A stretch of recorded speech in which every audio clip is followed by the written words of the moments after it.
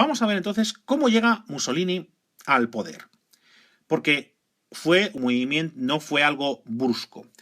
Cuando Mussolini empieza su carrera política con estos fachidi combattimentos, se presenta por primera vez a las elecciones en 1921, tuvo un éxito bastante descriptible, es decir, 35 escaños, que es muy poco, ¿vale? Solo 35 escaños. Es muy poco, es un porcentaje exiguo, no son nadie, son un partido minúsculo, un partido muy minoritario, ¿vale? Teóricamente, pues bueno, pues Mussolini no es nadie.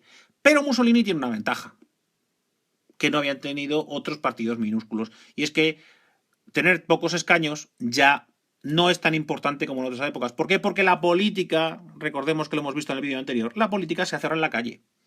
La política ya no se hace en el Parlamento. La política ya no se hace con leyes, con debates en el Parlamento, con mociones. Ahora la política se está haciendo en la calle.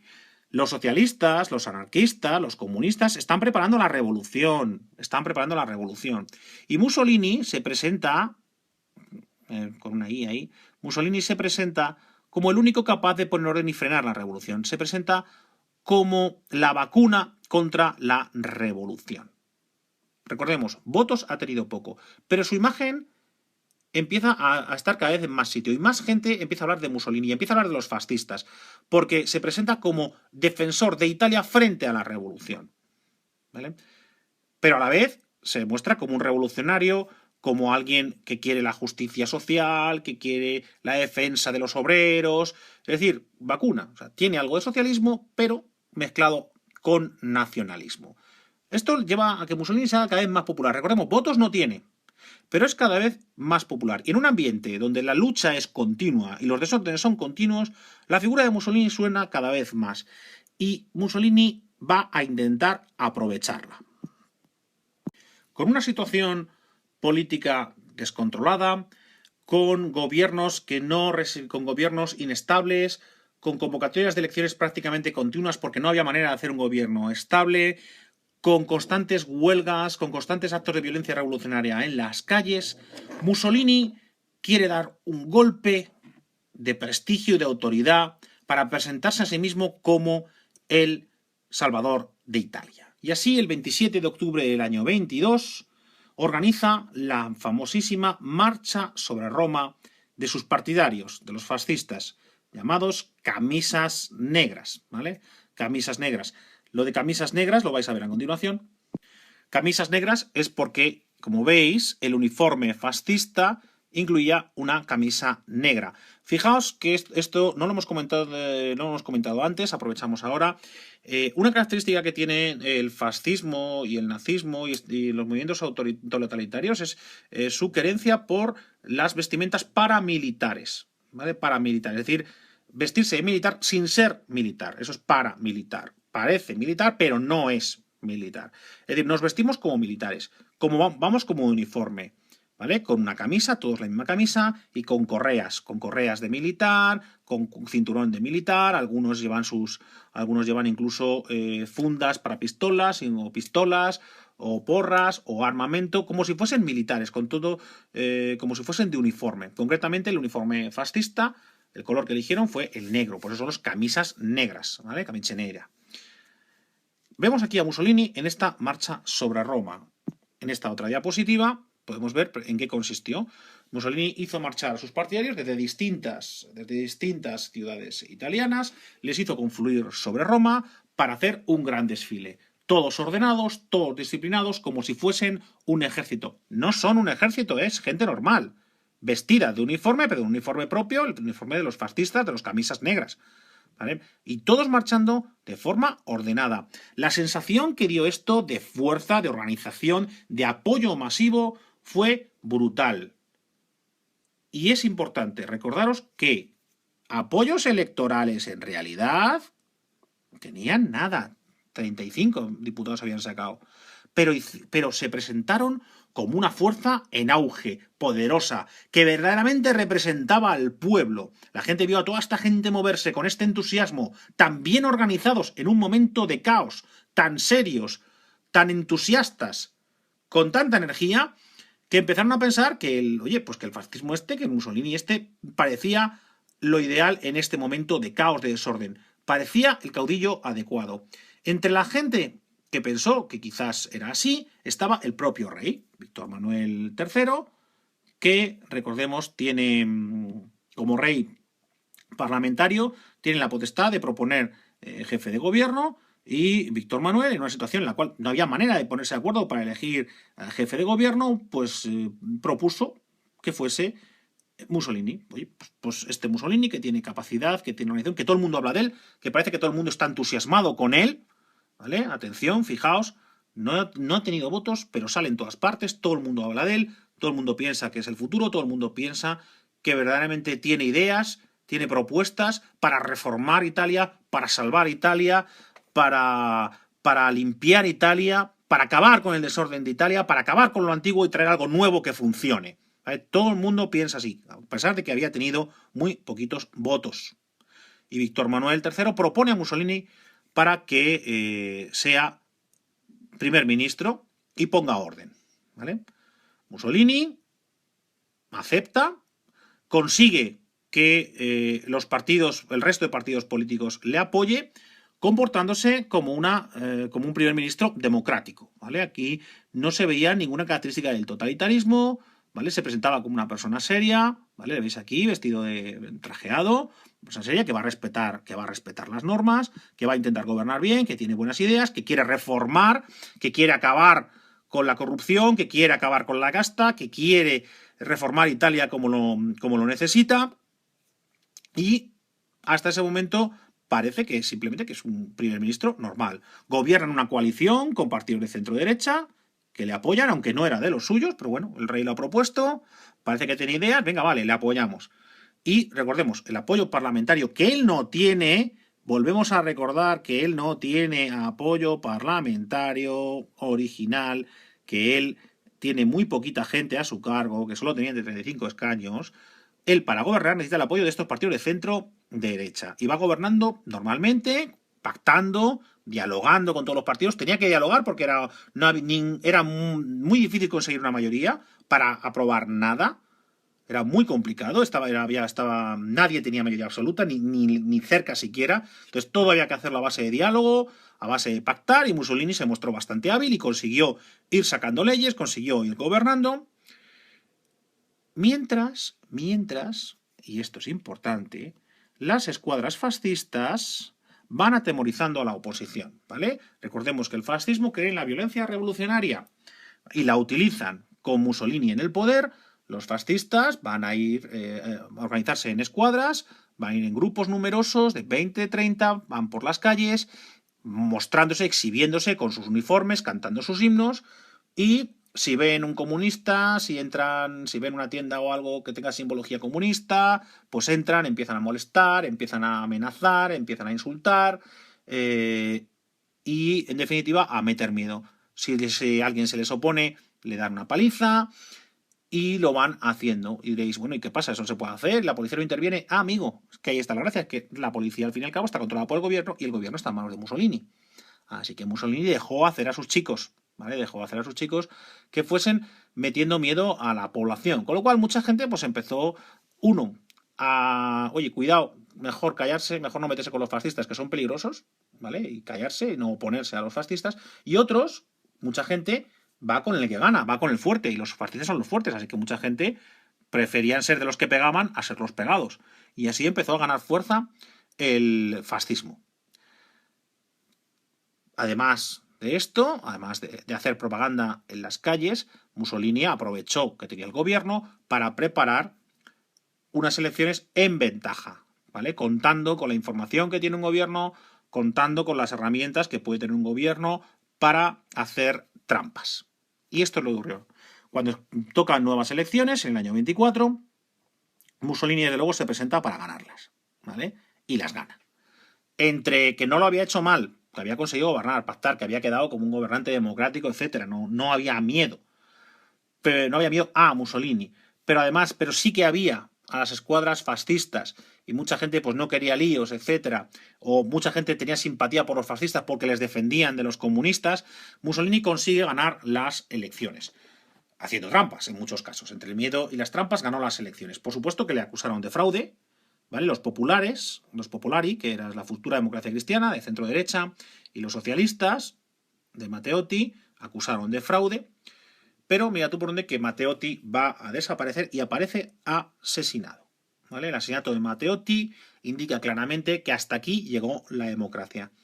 Que hasta ahora Mussolini había hecho un paripé, había hecho un papel, había hecho un disimulo, pero ahora que ya tiene el poder, se acabó. Ahora será el momento de empezar a construir un Estado totalitario. ¿En qué consistía el Estado totalitario fascista? ¿Cuáles son las características del fascismo italiano? Bueno, una evidente, ya la hemos visto, es el liderazgo del Duce. Ya sabéis que todos los totalitarismos tienen culto a la personalidad, en este caso culto a Mussolini. Mussolini es el jefe. Mussolini es el que nos ha llegado hasta aquí. Mussolini es el que va a salvar Italia.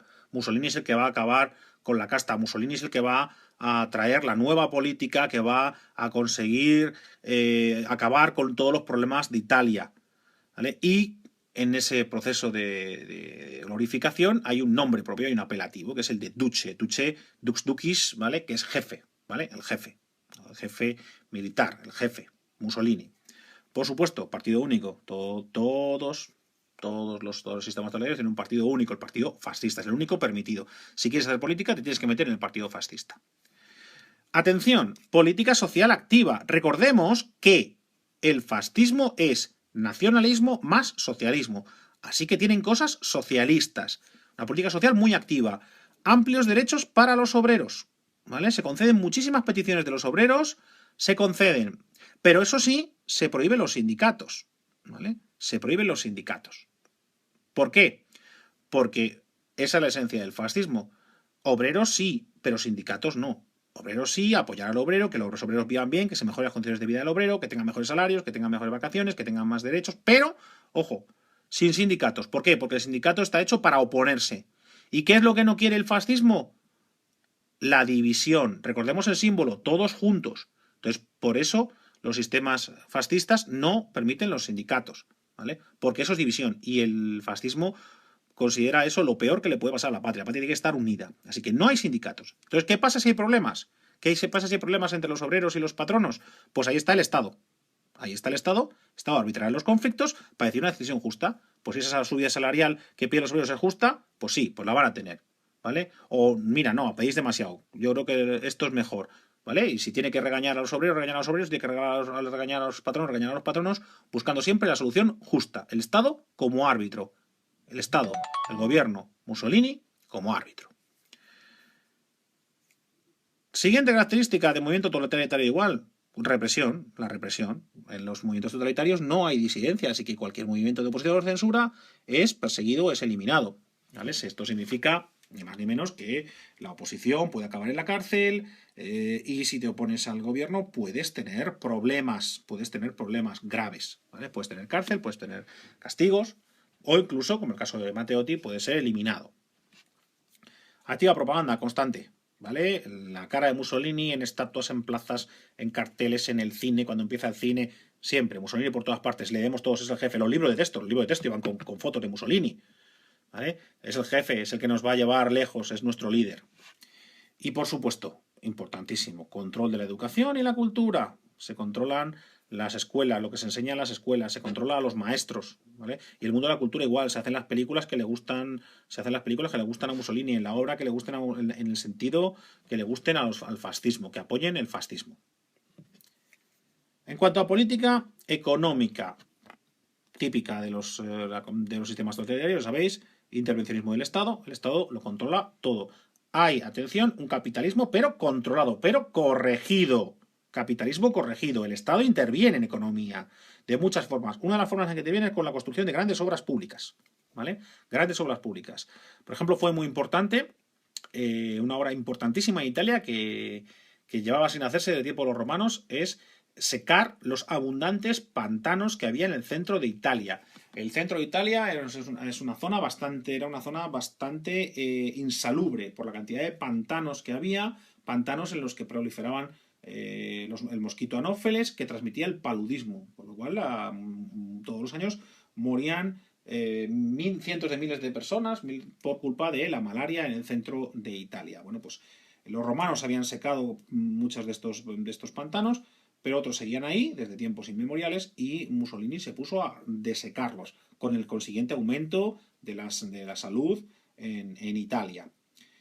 más carreteras, pantanos, etc. Y por supuesto, proteccionismo económico, defender las empresas italianas, ¿vale? Para defender las empresas italianas, para evitar la competencia de las empresas francesas, alemanas o inglesas. No, no hay que comprar italiano, hay que favorecer la venta de productos italianos y perjudicar la de productos extranjeros.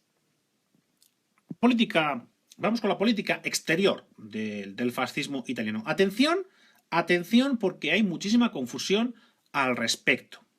Y es que la Italia de Mussolini continúa la Italia anterior, e Italia, recordemos, es aliada de Francia y Gran Bretaña y ha sido uno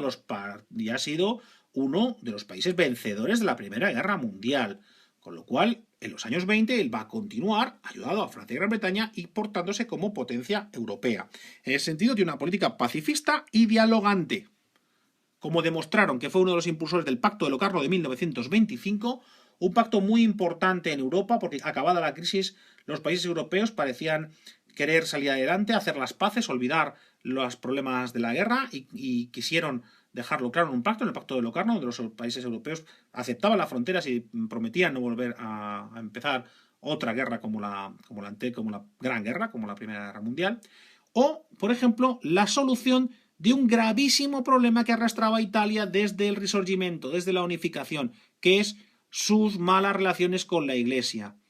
Con el Pacto de Letrán en 1927, Mussolini consigue por fin hacer las paces con la Iglesia católica, con la fórmula de darle al Papa un Estado para ser soberano, que era lo que pedían los papas. Los papas no querían ser ciudadanos italianos, los papas querían tener independencia, querían no estar sometidos al gobierno italiano, y para eso necesitaban un Estado propio. Entonces, no va a ser grande, no va a ser la ciudad de Roma, evidentemente, no va a ser los Estados pontificios, por supuesto, pero bueno, crearon un mini estado que es la Ciudad del Vaticano, que, como sabéis, funciona desde este Pacto de Letrán de 1927 como Estado independiente, lo que le permite al Papa ser independiente respecto al gobierno italiano. Aunque está en Roma, evidentemente, aunque está en Italia, sí, el gobierno, el papado, es independiente.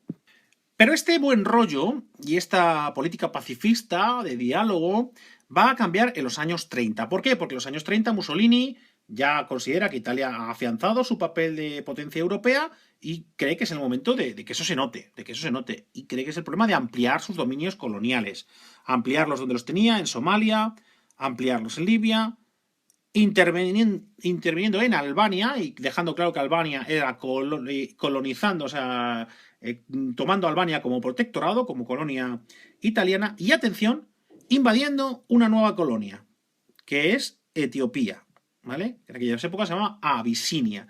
Recordemos de cuando estudiamos el imperialismo que precisamente Etiopía, Abisinia en la época, era el único estado africano que había podido mantenerse independiente en la época del imperialismo, porque el país que lo intentó conquistar, que fue Italia, fracasó estrepitosamente, ¿vale? Había sido derrotado por los abisinios. Pues bien, Mussolini, cuya retórica nacionalista hablaba constantemente de reconstruir el imperio romano y por tanto, tenía necesidad de tener grandes extensiones de territorio, de un gran imperio colonial, pues quiso borrar esta afrenta y decidió invadir Etiopía en 1936, lo cual le ocasionó graves problemas. La invasión de Etiopía provoca que le sancione la Sociedad de Naciones, pues una agresión a un país independiente, pues una guerra de conquista.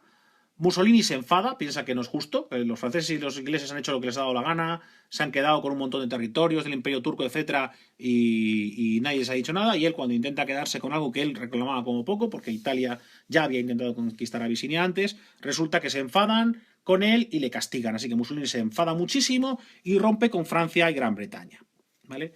Y es en ese momento, y no antes, cuando Mussolini empieza a acercarse a Hitler, cuya relación con él, por cierto, hasta entonces había sido mala, ¿vale?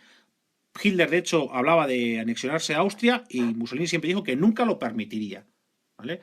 Y que Alemania había que tenerla controlada. Él tenía malas relaciones con Hitler en un principio, pero a partir de que la invasión de Etiopía hace que Francia y Gran Bretaña se enfaden con él, le regañen, por así decirlo, Entonces Mussolini rompe, se enfada con Francia y Gran Bretaña y busca nuevos aliados. Y ahí aparece Hitler, con el que empiezan a relacionarse a partir de la intervención de ambos en la Guerra Civil Española. Este acercamiento le lleva a permitir que finalmente Hitler se anexione Austria en el famoso Anschluss, con el cual Austria se unió al resto de Alemania, como veremos en el tema siguiente. Y finalmente esta amistad, esta buena relación se acaba confirmando en el Pacto de Acero de 1939 entre Alemania e Italia. ¿Vale? Alianza con la que estaba en vigor cuando empieza la Segunda Guerra Mundial, pero que Mussolini no va a honrar. Cuando empieza la Segunda Guerra Mundial, Mussolini no apoyará a Hitler. No va a entrar en guerra. No será hasta el año 40, cuando Hitler está a punto de ganar la guerra definitivamente, cuando Mussolini se apunta más que nada por llegar a tiempo para poder repartirse la victoria, para apuntarse al carro ganador, con resultados trágicos para Italia y para él personalmente, como veremos en el siguiente tema.